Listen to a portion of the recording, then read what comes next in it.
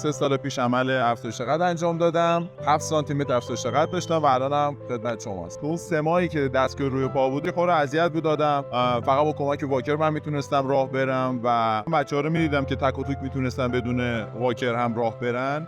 اما نه، من با واکر میتونستم راه برم، اونم به سختی. بعد از 7 ماه میتونستم خودم بدون اصلا واکر راه برم، ولی راه رفتنم آروم بود. 2-3 ماه بعد تو راه رفتن مسلط بودم، کسی نمیفهمید که من عمل کردم.